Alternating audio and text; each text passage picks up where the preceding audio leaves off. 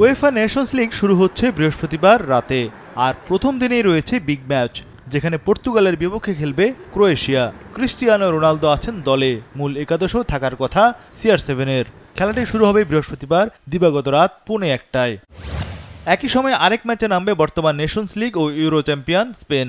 তারা খেলবে সার্বিয়ার বিপক্ষে। ইউরোপের দলগুলো যেন সবসময় প্রতিযোগিতামূলক ম্যাচে থাকতে পারে, সেজন্য 2018 সালে প্রবর্তন করা হয় উয়েফা নেশনস লিগ।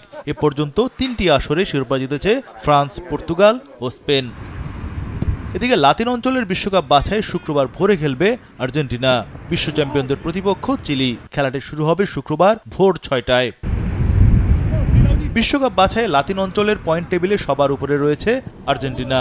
6 ম্যাচের মধ্যে 5টি জিতেছে কোচ স্কালোনির দল। বিশ্বকাপ বাছাই এরপর কলম্বিয়ার বিপক্ষে খেলবে তারা। গুরুত্বপূর্ণ এই 2 ম্যাচে খেলতে পারবেন না দলের প্রাণ ভোমরা লিওনেল মেসি।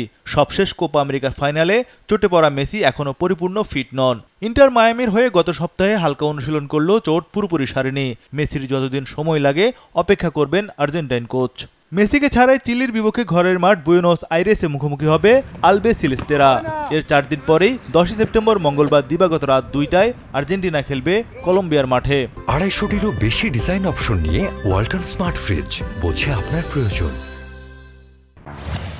লাতিন অঞ্চলে আর্জেন্টিনার পরে 13 পয়েন্ট নিয়ে দ্বিতীয় স্থানে রয়েছে উরুগুয়ে। 6 ম্যাচে 12 পয়েন্ট নিয়ে 3 অবস্থান করছে কলম্বিয়া। ভেনেজুয়েলা 9 পয়েন্ট নিয়ে আছে চতুর্থ স্থানে। 1 পয়েন্ট কম পেয়ে 5-এ ইকুয়েডর।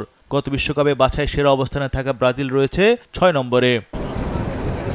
6 ম্যাচ খেলে মাত্র 2টি জিতেছে সেলেসাও দল। হেরেছে 3 ম্যাচে, ড্র করেছে 1টিতে।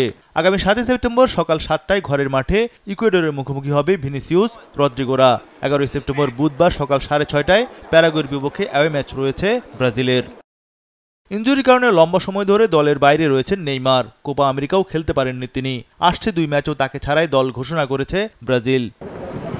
2026 বিশ্বকাপে অংশ নেবে মোট 48টি দেশ। লাতিন অঞ্চল থেকে সরাসরি খেলবে 6টি দল। 7 নম্বরে অবস্থান করা দল খেলবে মহাদেশীয় প্লে অফ পর্ব।